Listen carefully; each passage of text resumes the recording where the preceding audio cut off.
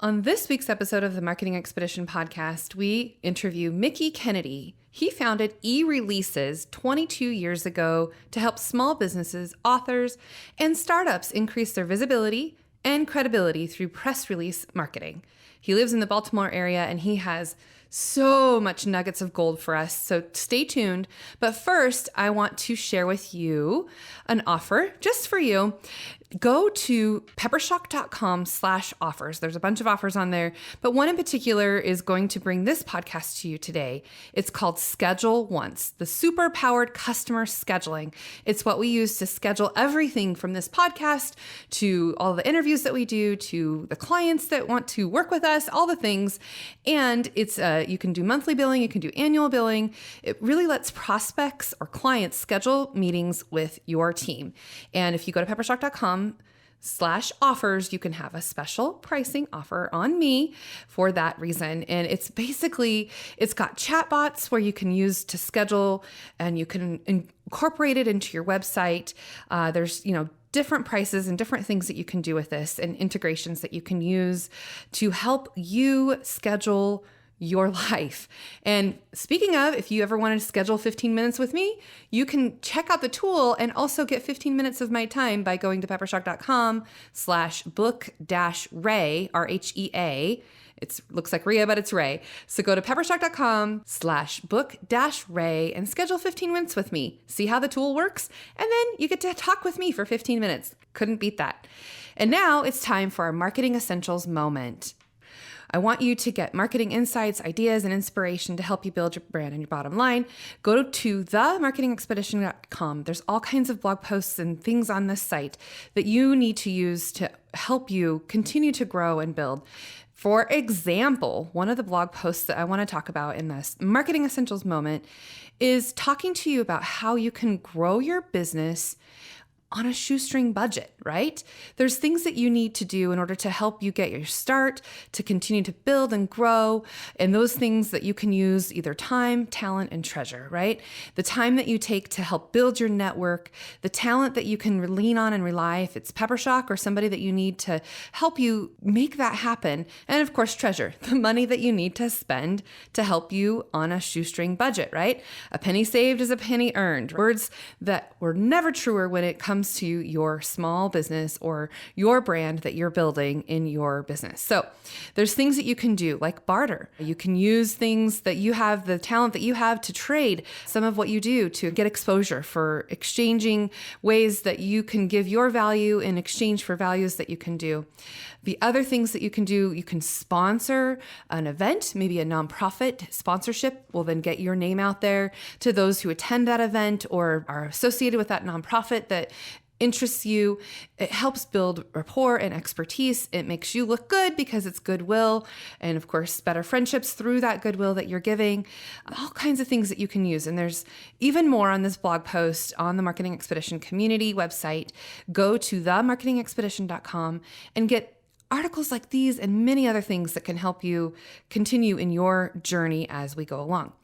All right, let's get to the interview with Mickie and understand how press releases can also help your business.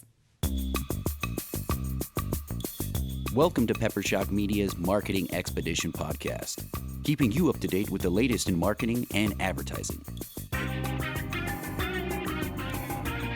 Now here's your host, Ray Allen. Welcome to the Marketing Expedition podcast. I'm your host, Ray Allen. I'm the president and CEO of Peppershock Media and the founder of the Marketing Expedition community. And today we have Mickie Kennedy. Welcome to the show, Mickie.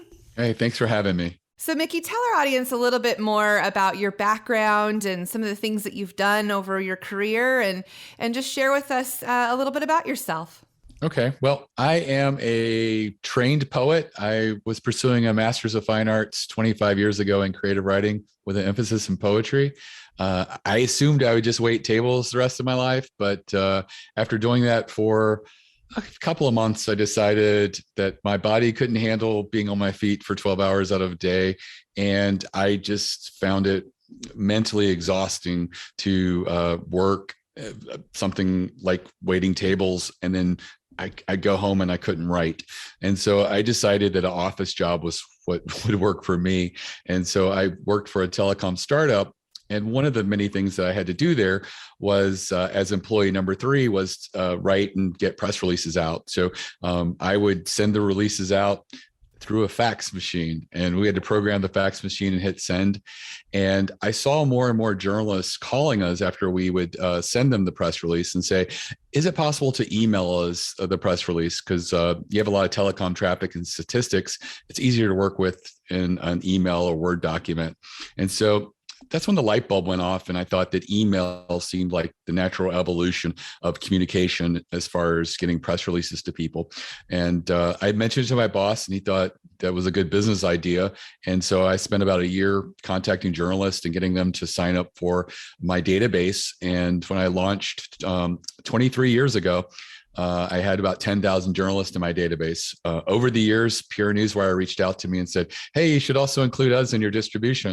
And I'm like, well, I'm charging my clients $200 to $400, and you charge $1,000 to move a release nationally. So, we put our heads together, tried to craft a solution that would work for both of us. Our customers could certainly benefit from getting a custom national distribution over the wire. I found out that they had an editorial team that didn't do much overnight, but they had to be there for breaking news. And so we schedule our releases for next business day, which allows them to have their editorial team work on them overnight. And so it wasn't costing them additional labor and things like that. So, it's been about 10 years that we've worked with PR Newswire, and, it's a really good value to include that, as well as any email distribution that would be included in our more premium package, where we also still do the email send. Yeah, no, that's great. That's a lot of journalists to have in your database over the years. I think that's amazing. And then to keep them current and keep the relationships going and all of that. So well done. And now you've written some books about press releases and things like that. Share a little bit about those books that you've written. Okay. So probably a little over 10 years ago, I wrote a book about press release writing. And at the time, I felt like that was the most important aspect of a press release, is how well written it was. I've since revised that because I've seen a lot of really great, well-written press releases fail. And so I've taken what I've learned over the last decade of seeing strategic press releases that work and put together a very short book on press release strategies that work. And it is interesting, the types of clients that I see that get success again and again, and there are commonalities between them. For example, surveys and studies do extremely well, usually generating between 8 and 14 articles, actual unique articles written about every time that they do a survey or study in their industry. There are some strategies as well. I always say to throw in a couple of really oddball left field questions in your survey. Doesn't hurt. And you can put them towards the end, but sometimes those are the things that the media picks up on. We had a client who did a survey of independent auto repair shops, and we just had a left field question that said, what's the strangest thing a customer's left in their car while being repaired? And we allowed them to write up to a sentence or two. And we got really great little anecdotes. None of it statistically relevant because each one's unique, but the media didn't care. They just published lots of articles about the weirdest things left in a car. And sometimes it was the top 10, top 25. They just curated what they thought were the most interesting in the list. And it did really well. I mean, there were some other serious questions that were asked that some people responded to, but it was that one that sort of went really wide. And so, that's something that anyone can do, regardless of how newsworthy you feel that you are. You can put together an industry survey or study. Now's a really good time for it because a lot of people are kind of uncertain what's the future hold for us over the next 6 months to a year. And you can take the industry's temperature and ask people, in your community, are they planning on spending more or less in the future? Are you looking for things just to continue or open up more? And so that's information that would be very useful right now in your industry. So you could get some trade publications, perhaps some newspapers and other people who would find a survey in your industry really compelling. And so, the second book is all about strategy and being strategic, where the first book was all about writing. I really got the first one wrong. I mean, everything that's in the first book is good, solid information to write a well-written press release, but that being said, if you're writing about a personnel change or a product 3.0 version where you're not adding a lot more value to your product, I don't care how well written the press release is, it's probably not going to do very well. But if you were to do something that's a little more strategic, albeit whether it's a survey study or whether it's jumping on an industry hot topic right now, and maybe with a contrarian viewpoint or isolating a certain segment within that is very specific, and you speak to that specific niche, there are ways to escalate the conversation, elevate it, make it very unique and stand out. And so what you don't want to do is just join the flow of when people newsjack is what they call it, when they just ride a really hot topic. You want to make it, own some slice of it, and if you can do that and make it very useful to that audience, you can do really well. Yeah, that's great. Wait, before we move on, I'm dying to know, what are some of the oddball things that people left in their car when I think a boa constrictor was one. Oh my gosh. There was grandma was left in an urn and they had to retrieve her for the memorial service. Oh my gosh. Just little things like that. They're strange little stories, but people delight in these. And like you yourself asked about it, so that I was like, wait a minute. Yeah. And that's the nature of surveys and asking really strange questions, because people want to know the answers to these little strange questions. Right. So if you put your creative head on, I feel like I've modified my creative writing background to sort of be open to the non-traditional things and try to tap into some of the stuff that, really sort of interests people. Yeah. And it, like you said, it's just oddball questions that come up that then people are interested in, and stories that will, be different than normal, than the mainstream stories. I did used to work in news back in the day, and I would edit video or, look at stories and try to find the interesting, sensational things that people would want to hear about or see about, and it's true. I mean, I think that, news tends to sensationalize things, but I think that they want to find the curious or interesting stories that are not just your average, everyday, run-of-the-mill story. So you're right. I think it's definitely something that people want to listen to, and it makes your newscast more interesting when you've got things that are not the norm. So that's a good strategy for sure. Human interest works really well, I think, for similar reasons. When my clients are willing to share their mistakes and their obstacles along the way that they overcame, the media generally responds very well. I had one client had a very embarrassing experience where they had to cancel their Thanksgiving dinner with the extended family and work out of the garage to get packages ready to go out because they had gotten slammed with the orders. And I told them to put that story out there, and Inc. magazine picked it up. It was something that any small business owner reading in a magazine would identify with a story like that, where early on you get caught off guard, either by lack of success or a little too much success all at once. And it was a really cute story, and it did really well. And I think that at the end of the day, we're humans. Anything that you can bring to light that is compelling or interesting or makes you more rooted in being a human can do really well. And so I always tell people to own your story. So many small businesses want to appear bigger than they are, more corporate. And sometimes if you break those walls down and you're just, one-to-one and real, you'll have a better success getting your messaging out there. Right. It's just all about how you can spin it into good news, right? I mean, they always say any publicity is good publicity, but it's all about how you interpret it and the angle that you go after it, right? Right.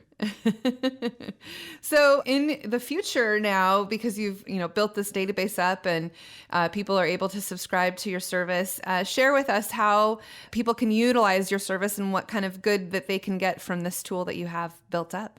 Okay. So basically, through eReleases, you're able to get a wide distribution to, over the newswire, through Pure Newswire. They themselves charge over $1,000 to move a 500-word press release. Through us, it's just a few $100s. So that's where the real value in it lies. That being said, there's a lot of press releases that move. It's hard to stand out, but if you do stand out, you can really get a lot of leverage out of it. We had a client last year during the pandemic They got over 150 articles, and these were not small publications. They were Wall Street Journal, Washington Post, New York Times. They did really well. They were Dining Bond Initiative, created for a short period to help restaurants that were closed down.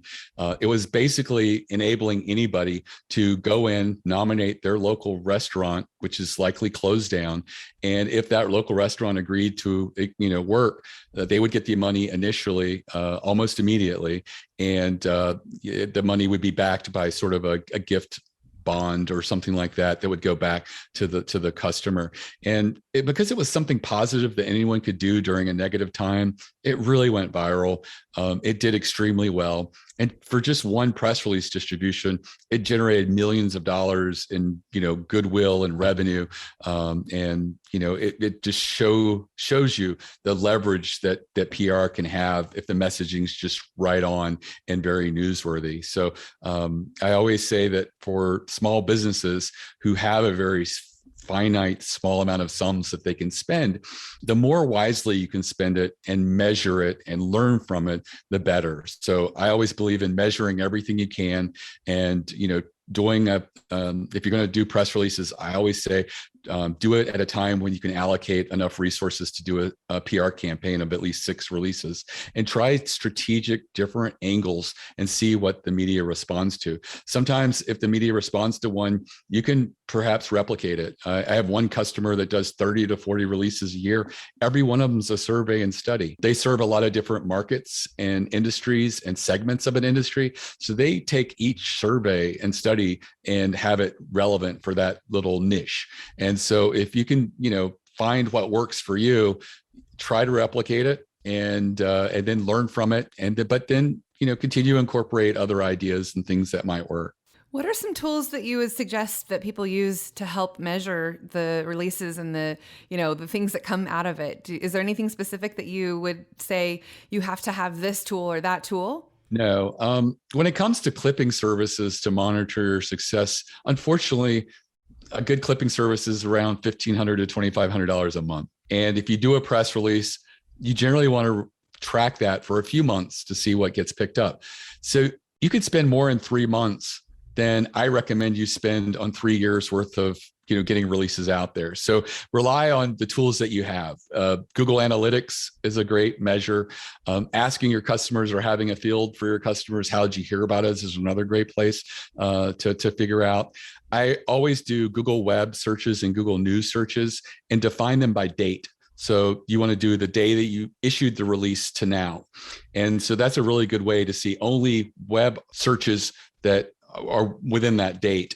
And unfortunately, Google News only captures so much news sources. There's additional news sources that get captured by Google Web. So you kind of have to do both, but making it date modifiable is really good. And you can replicate a lot of tracking that is pretty good. Google Alerts, unfortunately, just isn't enough. It's almost like it's just a sampling of what's in Google News, and it excludes what's in Google Web, and it excludes a lot of what's in Google News as well. So just do that. I say, every 4 to 6 weeks, look at a defined range of dates and see if there's something new that popped up that was likely the result of the press release.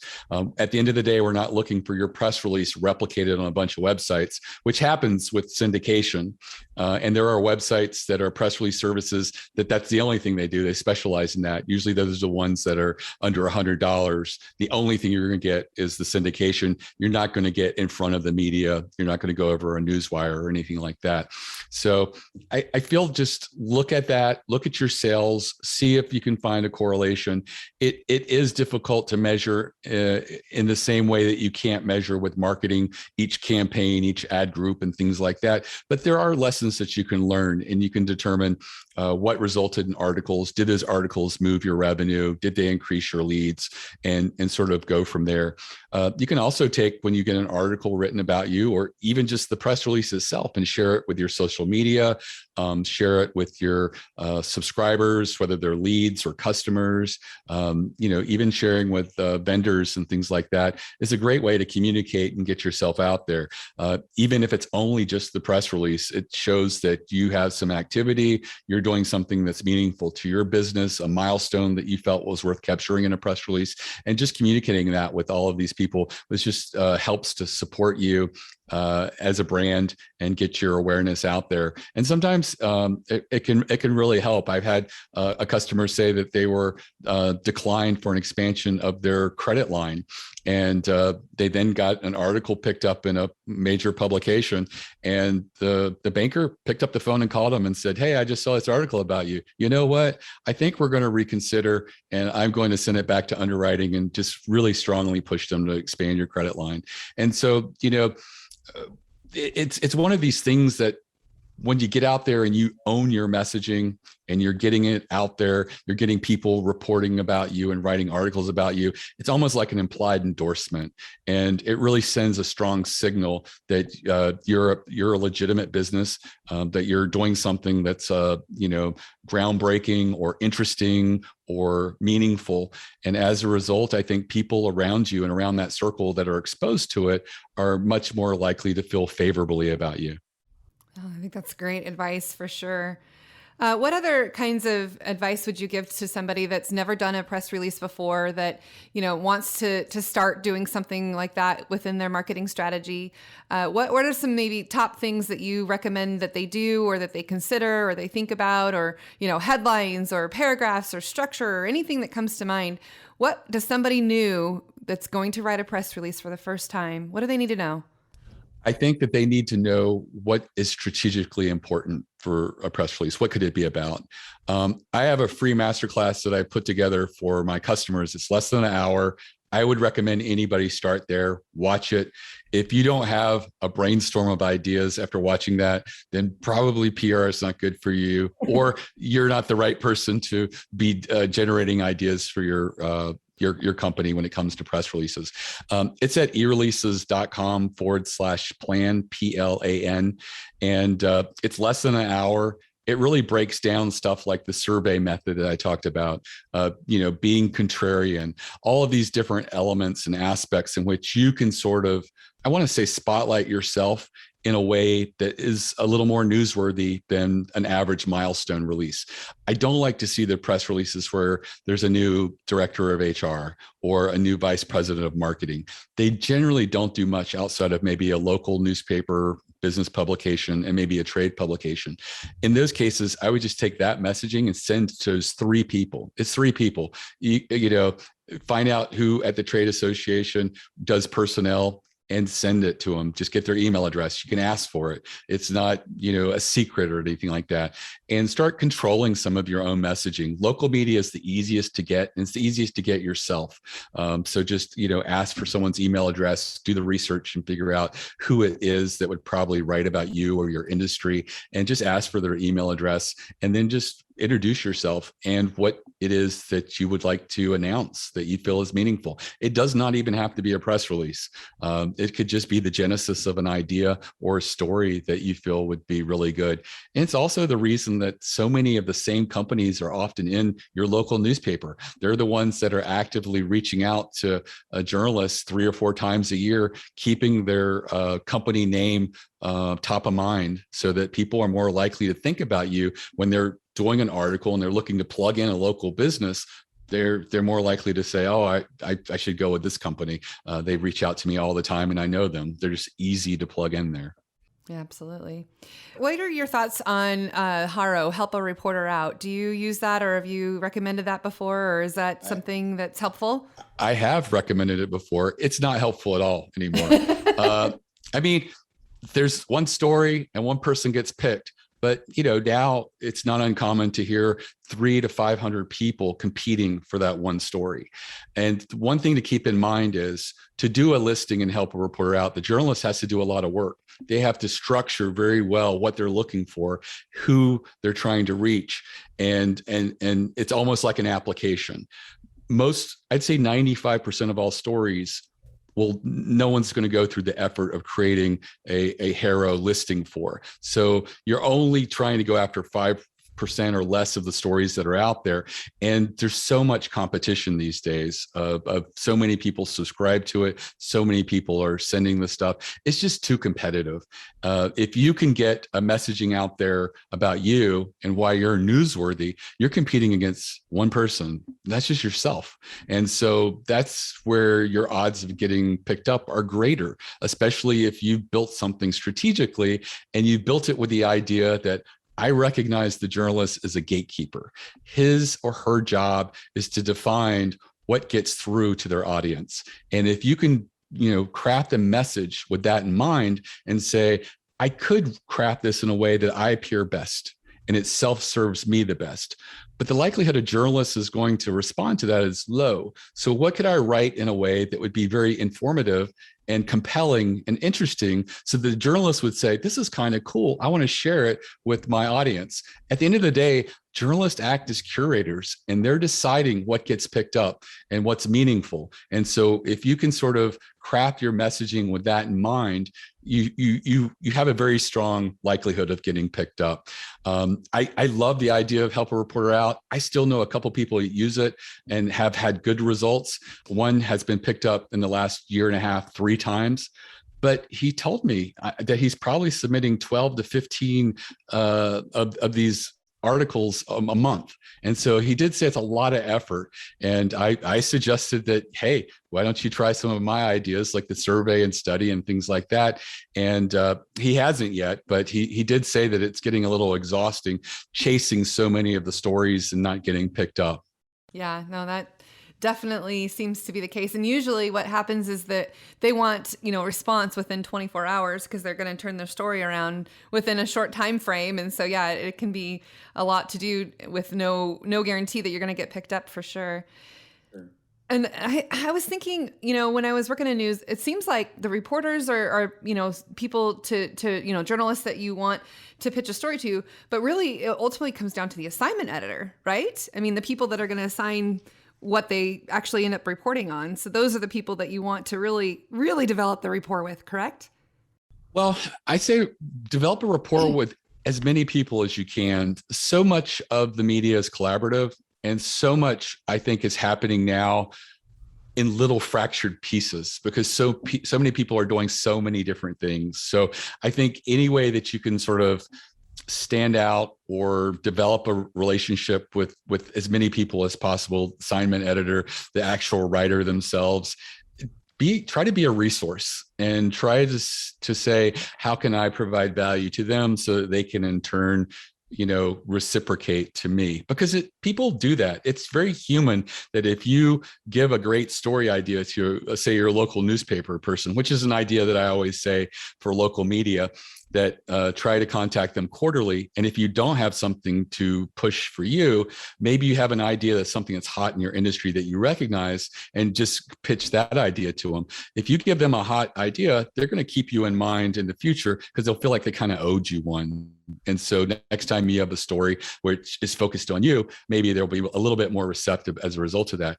At the end of the day, we're all people. We all want people to like us and to be liked. And if you can come across as genuine and helpful and collaborative with a collaborative spirit of how can this be a win-win for everyone involved, I think you're going to get a lot more results by trying that. I love that very much. So I also teach at Boise State, and I have students who listen to our podcast. So I always love to ask this question. What advice would you give to students wanting to pursue a career similar to yours? Well, I don't know if I, in any good conscience, could recommend anyone get a degree in writing with an emphasis in poetry. But that being said, I would say anything that you can do to expose yourself to communication skills. I think that English majors do very well with PR and public relations because, if you can write an article or an essay from lots of different approaches, you can easily spin something and try to think on your feet. Because a lot of times when you are a PR professional and you are actually pitching ideas to a journalist, if you get them on the phone and they just shut you down and say, I'm not really doing stuff that is on that topic anymore. I'm more leaning towards X, Y, and Z. If you can say, oh, I didn't know that because we serve X, Y, and Z very well. And, here's an anecdote of a customer in that space. If you can, think on your feet and communicate an argument and roll with it, you're going to do very well. I think that anything that involves good writing, analytical skills is going to help better prepare you. I also think the types of jobs that you have, because a lot of people have crappy jobs that you just have to work, whether it's summers or for extra pay or something like that. Anything that's customer facing and you're focusing on customer service skills is going to serve you better. If you can relate better to people and humans, you're going to do better with PR and in communications. It's unfortunate because like my children and with social media, they're a little antisocial, and small talk is lost on them. It's not something that they just do. And I feel like that's a skill set that, you're going to have to work on and develop over the years, because small talk and being able to just communicate with people is something that if you do well, you're going to have more relationships, more networking opportunities, and be able to take advantage of more things. I think there's a correlation between the word rapport and report, right? You're right. You need to build that rapport in order to be able to have those relationships, to make the news want to come to you, to have journalists want to work with you. And soft skills are definitely something that continuing to develop, and social media has been taking that away. I kind of agree with you there. So along the same lines, what's one thing you wish you had known when you began your career? I think how daily intensive it can be. In the beginning, you can't just take a couple of weeks off and say, I'm not going to be available for 2 weeks so my clients can issue press releases during that time. You kind of have to be able to accept releases all the time. And, you can work around major holidays and things like that. But if I was crafting a business from scratch, I think I would craft it in a way that you didn't have to be on all the time. There are people that come to our website after hours. We're available from 7 a.m. to 7 p.m. Eastern time, but there are people after hours who just feel like someone should be there and they should be able to talk and communicate with people. And so that demand from the potential customers is one of those things that is very strong, and I feel it, and I wished I didn't. Yeah, news is definitely 24 hours a day. There's not, Christmas, holidays, all of the things. That's when I was working in news. It's like, the news still goes on Easter and New Year's Eve. You're still there, and there's still something that's going to, could be breaking news or something that comes down. So I completely understand that.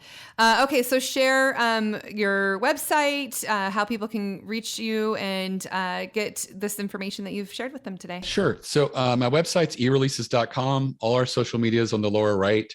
The LinkedIn is the best way to reach me personally. I do actually read that. I don't understand some of the other things, like the other types of social media very well. But you can also call or chat on the website. We have live editors, no salespeople, 7 a.m. to 7 p.m. I also have a free masterclass that I set up originally for customers, but now I'm making available to other people. Less than an hour, teaches you all the strategies of the types of press releases that do get media pickup. And it's available at eReleases.com/plan, PLAN. And I would advise anyone who's just even considering press releases to watch that video, less than an hour. And if you don't come away with like half a dozen great ideas for a press release, then you can feel free to move on and pursue something else. But I think it's going to get a lot of people thinking, and they'll probably have 10 to 20 ideas of releases they could be working on that would be meaningful and stand a better than average chance of getting media pickup. And you mentioned to submit press releases to your site, the cost, the monthly cost. What was that? Well, it's not a monthly cost. It's a per press release cost. We're not really trying to tie anyone in to a long-term commitment or anything like that. We do have package pricing, but there's a new customer special in the footer of the website that you can click on and learn. You can get a release out for, as little as $269. That's great. Excellent. Very affordable, very cost effective to get it out there and to tap into the database and relationships that you've built over the years. Well, thank you, Mickie. I really appreciate your time today. And any last thoughts that I didn't cover that you would like to cover? I would just say that, PR represents one of those small little things that you can do that you can get a lot of leverage and a lot of mileage out of.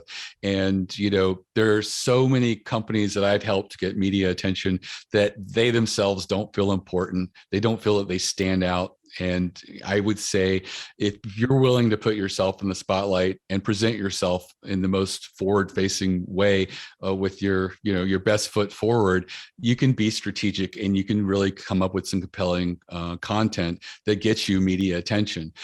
It's also a good exercise to sit there and say, well, maybe I'm not unique enough, and maybe I need to refine what my USP, unique selling proposition, is so that I am more meaningful and I am more distinct in the marketplace. I think that approaching this and going through an audit of your business will help make you a better business at the end of the day, whether you do PR or not.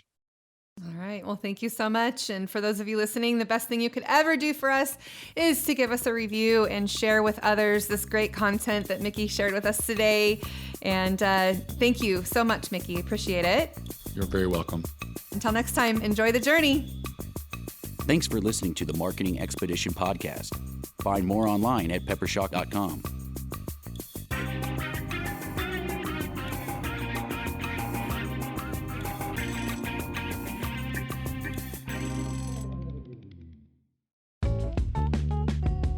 Wouldn't it be great if there was one place you can go to get all the latest information and tips about marketing and advertising? The Marketing Expedition community is that place. People like you gather in our online community to build relationships with others and find the latest marketing trends, tactics, tools, and technology. We help you build your brand and your bottom line. Start your adventure today. Visit themarketingexpedition.com to find out more.